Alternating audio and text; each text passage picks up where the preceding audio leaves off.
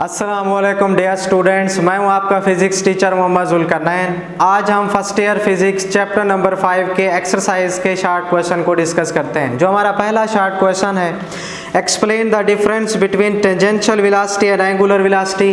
Tangential और angular velocity के between हमने डिफरेंस बताना है। If one of these is given, अगर इनमें से एक हमें दी जाए, for a wheel of known radius how will you find the other, तो दूसरी हम कैसे फाइंड कर सकते हैं। सबसे पहले इसमें हम टेंजेंशियल वेलोसिटी को डिफाइन करते हैं। The velocity which is directed along the tangent to the circle. अगर हम सर्कल के किसी पॉइंट पर टेंजेंट ड्रा करें, उस वेलोसिटी को हम नाम देते हैं, ये हमारी टेंजेंशियल वेलोसिटी है और इसको हम डिनोट करते हैं v से। इसका यूनिट है हमारे पास मीटर पर सेकेंड। नेक्स्ट हमने डिफाइन करना है एंगुलर वेलोसिटी को।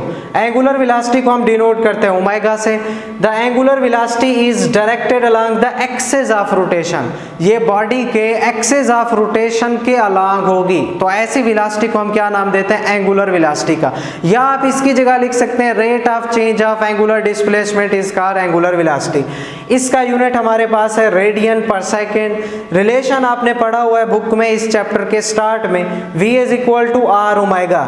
ये v हमारी लीनियर वेलोसिटी या टेंजेंशियल वेलोसिटी है, r रेडियस है और ये जो ओमेगा है ये हमारे पास है एंगुलर वेलोसिटी। तो देखें, अगर इनमें से कोई एक गिवन हो, दूसरी हम फाइंड कर सकते हैं। ओमेगा गिवन होगी तो हम v फाइंड कर सकते हैं, अगर हमें v गिवन होगी तो हम ओमेगा फाइंड कर सकते हैं, इन दोनों को इंटरचेंज करके।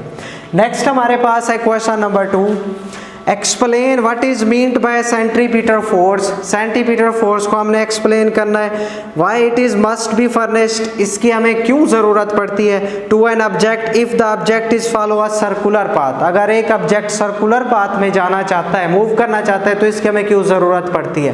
पहले सेंट्रीपिटल फोर्स को देखें। The force which normally bends the straight path. Straight path mean जो ऑब्जेक्ट सीधी लाइन में मूव कर रहा हो, बेंड्स मोड़ दे, झुका दे, इनटू सर्कुलर पाथ, दायरानुमा रास्ते में, ऐसी फोर्स को हम नाम देते हैं कौन सी फोर्स का, सेंट्रीपिटल फोर्स का। और सेंट्रीपिटल फोर्स को हम डिनोट करते हैं Fc से। ये बनेगी हमारे पास mv²/r। ये फार्मूला आपने पढ़ा हुआ है। सिग्निफिकेंस इसकी, मतलब ये हमें क्यों चाहिए होती है सर्कुलर पाथ के लिए, इसके बगैर बॉडी सर्कुलर पाथ में क्यों नहीं मूव कर सकती। It is perpendicular to the tangential velocity, ये टेंजेंशियल वेलोसिटी के हमेशा परपेंडिकुलर होगी। And directed towards the centre of circle, और दायरे के सेंटर के हमेशा की तरफ होगी, दायरे के सेंटर की तरफ होगी।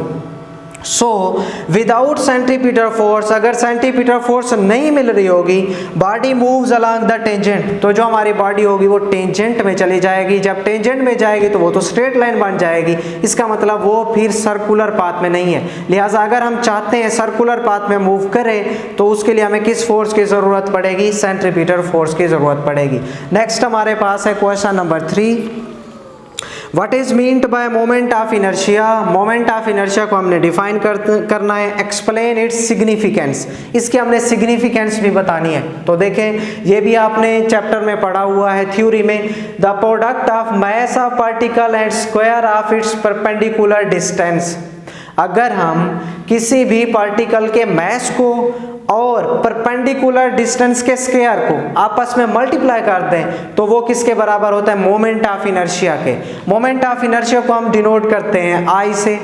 ये बनेगा हमारे पास mr², ये मास है और ये डिस्टेंस है, उसका स्क्वायर लिया हमने। इसकी हमें जरूरत क्यों पड़ती है, सिग्निफिकेंस इसकी क्या है। It plays the same role in angular motion. किसकी बात हो रही है, मोमेंट ऑफ इनर्शिया की। मतलब moment of inertia angular motion में वही किरदार अदा करता है as mass in linear motion, जैसे मास लीनियर मोशन में किरदार अदा करता है। ये दोनों का आपस में रिलेशन है, इसकी ये सिग्निफिकेंस है। नेक्स्ट हमारे पास है question number 4, what is meant bye angular momentum. Angular momentum को हमने डिफाइन करना है, बताना है इसके बारे में। Explain the law of conservation of angular momentum. Law of conservation of angular momentum को भी हमने एक्सप्लेन करना है।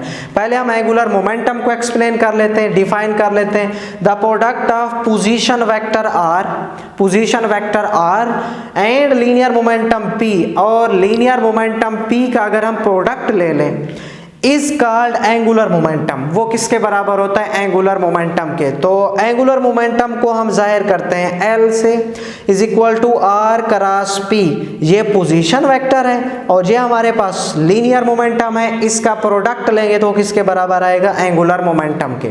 इसके बाद हमने इसको law of conservation of angular momentum से भी रिलेट करना है। तो उसके लिए देखें, law of conservation of angular momentum हमने पढ़ा हुआ है, if no external torque act on a body, अगर बॉडी पर कोई एक्सटर्नल टार्क एक्ट ना कर रहा हो, the total angular momentum of the system remains constant. तो जो टोटल एंगुलर मोमेंटम होगा बॉडी का वो हमारे पास कांस्टेंट रहेगा। इसे हम बोलते हैं law of conservation of angular momentum. इसकी mathematical form total angular momentum is equal to L1 plus L2 plus L3 up to so on Ln is equal to constant. Next हमारे पास है क्वेश्चन नंबर 5। क्वेश्चन नंबर 5 में हमारे पास show that the orbital angular momentum L0 is equal to mvr। ये हमने prove करना है कि ऑर्बिटल एंगुलर मोमेंटम mvr के बराबर है। तो देखें, we know that L0 is equal to r cross p। ये ऑर्बिटल एंगुलर मोमेंटम किसके बराबर होगा?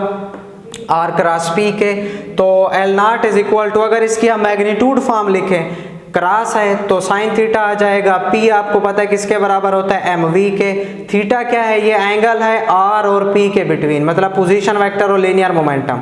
तो L0 is equal to p की जगह आ जाएगा mv और ये r आ गया mvr साइन थीटा। तो थीटा में आप देखें angle between r and v, ये r और ये v के दरमियान एंगल है, ये हमेशा कितने होता है? 90 डिग्री का।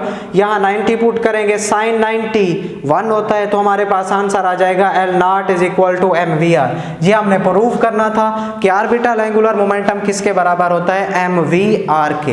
होप्स आपको ये शॉर्ट क्वेश्चन समझ आ गए होंगे। अल्लाह हाफिज।